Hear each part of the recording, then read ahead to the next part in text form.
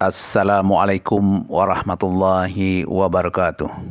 Salam sejahtera untuk kita semua. Jumpa lagi dengan Renov Channel. Sahabat Renov, semoga sahabat semuanya dalam keadaan sehat walafiat, tidak kurang suatu apapun. Sahabat Renov, pagi ini Renov Channel akan mengajak sahabat Renov jalan-jalan dari Tiban Center menuju Sungai Jodoh, Kota Batam. Cuaca pagi ini cerah. Jalan di kawasan Tiban ini tidak begitu banyak kendaraan yang lewat. Sekarang kita sudah melewati Tiban Center. Kita lihat di sebelah kiri jalan ini. Jalan ini sudah mulai dibeton atau dicor. Kita lihat ke depan sana. Kita bisa melihat pemandangan yang indah di kawasan jalanan ini.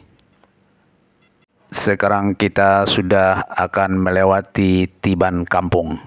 Di depan kita ini adalah jembatan penyeberangan orang Tiban Kampung. Di sebelah kiri jalan ini kita lihat ada proyek pelebaran jalan Shortlink sampai ke Tiban. Atau jalan yang kita lewati ini adalah Jalan Gajah Mada, Kota Batam.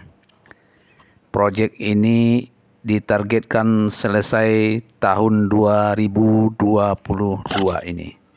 Pelebaran jalan di kawasan ini adalah pelebaran tahap kedua yang mencakup 5 jalur dari Tiban Center hingga Shortlink.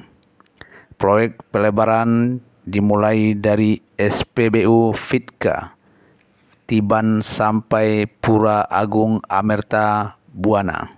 Sahabat Renov, kita sudah melewati kawasan Tiban Kampung. Kita akan memasuki kawasan Shortlink. Kita lihat bukit di sebelah kiri jalan ini. Sebelum sampai di Shortlink, tengah dipangkas, sehingga akses jalan ditutup. Lalu lintas kendaraan dari Sekupang dan Tiban menuju Batam Center dan Nawaya pun dialihkan ke jalur kanan mulai dari U-turn Shortlink sampai Pura Agung. Sahabat Renov, pelebaran jalan ini terjadi di jalan utama, sehingga akan ada pengalihan arus lalu lintas agar kendaraan tetap bisa melintas meski ada kemacetan pada jam-jam tertentu. Di depan ini kita mengambil jalan ke arah kanan. Sahabat Renov, sekarang kita berada di kawasan Shortlink dan akan menuju ke Pura Agung Amerta Buana. Sahabat Renov, kita sekarang sudah melewati kawasan Shortlink dan akan memasuki kawasan Pura Agung Amerta Buana. Sahabat Renov, kita telah melewati proyek pelebaran jalan dari Tiban Center ke Pura Agung, dan kita akan melanjutkan perjalanan ke Sungai Jodoh, Kota Batam. Sahabat Renov, kita akan mengenal asal-usul nama Sungai Jodoh di kawasan Batam. Pada suatu masa di pedalaman Pulau Batam, ada sebuah desa yang didiami seorang gadis yatim piatu bernama Mah Bongsu. Ia menjadi pembantu rumah tangga dari seorang majikan bernama Mak Piah. Mak Piah mempunyai seorang putri bernama Siti Mayang. Pada suatu hari Mah Bongsu mencuci pakaian majikannya di sebuah sungai. Ada ular. Teriak Mah Bongsu ketakutan ketika melihat seekor ular mendekatinya. Ternyata ular itu tidak ganas. Ia berenang ke sana kemari sambil menunjukkan luka di punggungnya. Mah Bongsu memberanikan diri mengambil ular yang kesakitan itu dan membawanya pulang ke rumah. Mah Bongsu merawat ular tersebut hingga sembuh. Tubuh ular tersebut menjadi sehat dan bertambah besar. Kulit luarnya mengelupas sedikit demi sedikit. Mah Bongsu memungut kulit ular yang terkelupas itu, kemudian dibakarnya. Ajaibnya, setiap Mah Bongsu membakar kulit ular, timbul asap besar. Jika asap mengarah ke negeri Singapura, maka tiba-tiba terdapat tumpukan emas, berlian, dan uang. Jika asapnya mengarah ke negeri Jepang, mengalirlah berbagai alat-alat kebutuhan sehari-hari buatan Jepang. Dan bila asapnya mengarah ke kota Bandar Lampung, datang berkodi-kodi kain tapis Lampung. Dalam tempo 2-3 bulan, Mah Bongsu menjadi kaya raya, jauh melebihi Mak Piah majikannya. Kekayaan Mah Bongsu membuat orang bertanya-tanya, pasti Mah Bongsu memelihara tuyul, kata Mak Piah. Pak Buntal pun menggarisbawahi pernyataan istrinya itu. Bukan memelihara tuyul, tetapi ia telah mencuri hartaku. Banyak orang menjadi penasaran dan berusaha menyelidiki asal-usul harta Mah Bongsu. Untuk menyelidiki asal-usul Mah Bongsu ternyata tidak mudah. Beberapa orang dari dusun yang penasaran telah menyelidiki berhari-hari namun tidak dapat menemukan rahasianya.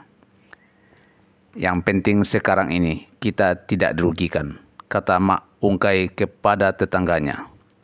Bahkan Mak Ungkai dan para tetangganya mengucapkan terima kasih kepada Mah Bongsu, sebab Mah Bongsu selalu memberi bantuan, mencukupi kehidupan mereka sehari-hari. Selain mereka, Mah Bongsu juga membantu para anak yatim piatu, orang sakit, dan orang-orang lain yang memang membutuhkan bantuan Mah Bongsu. Mah Bongsu seorang yang dermawati. Sebut mereka karena merasa tersaingi. Mah Piah dan Siti Mayang, anak gadisnya, merasa tersaingi. Hampir setiap malam mereka mengintip ke rumah Mah Bongsu.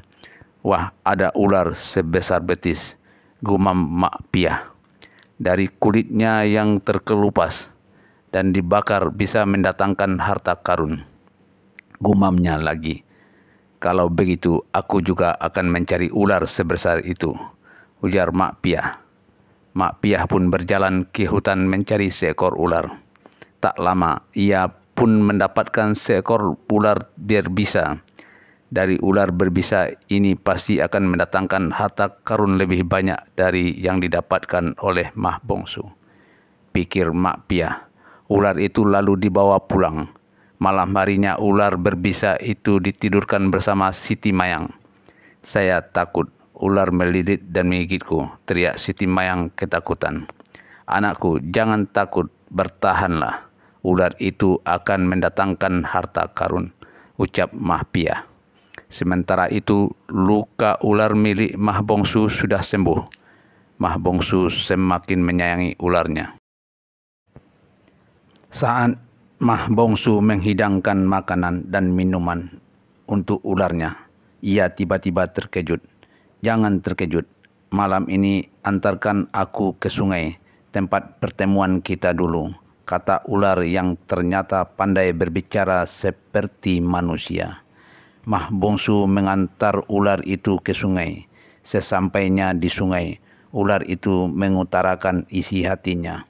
Mah Bongsu, aku ingin membalas budi yang setimpal dengan yang telah kau berikan padaku, ungkap ular itu. Aku ingin melamarmu dan menjadi istriku, lanjutnya. Mah Bongsu semakin terkejut. Ia tidak bisa menjawab sepatah kata pun. Bahkan ia menjadi bingung. Ular segera menanggalkan kulitnya dan seketika itu juga berubah wujud menjadi seorang pemuda yang tampan dan gagah perkasa. Kulit ular sakti itu pun berubah wujud menjadi sebuah gedung yang megah yang terletak di halaman depan Pondok Mah Bungsu. Selanjutnya tempat itu diberi nama Desa Tiban, asal dari kata ketiban yang artinya kejatuhan keberuntungan dan mendapat kebahagiaan. Akhirnya Mah Bungsu melangsungkan pernikahan dengan pemuda tampan tersebut. Pesta pun dilangsungkan 3 hari 3 malam. Berbagai macam hiburan ditampilkan. Tamu yang datang tiada henti-hentinya memberikan kata ucapan selamat. Di balik kebahagiaan Mah Bungsu, keadaan keluarga Mak Piah yang tamak dan loba sedang dirundung duka karena Siti Mayang, anak gadisnya, meninggal dipatok ular berbisa. Konon sungai pertemuan Mah Bungsu dengan ular sakti yang berubah wujud menjadi pemuda tampan itu dipercaya sebagai tempat jodoh, sehingga sungai itu disebut Sungai Jodoh. Itu adalah asal-usul nama Sungai Jodoh. Sahabat Renov, tidak terasa kita sudah memasuki kawasan Sungai Jodoh. Terima kasih sahabat telah menemani Renov Channel jalan-jalan ke Sungai Jodoh. Jangan lupa subscribe, like, komen, dan share. Sampai jumpa di video berikutnya. Terima kasih. Assalamualaikum warahmatullahi wabarakatuh.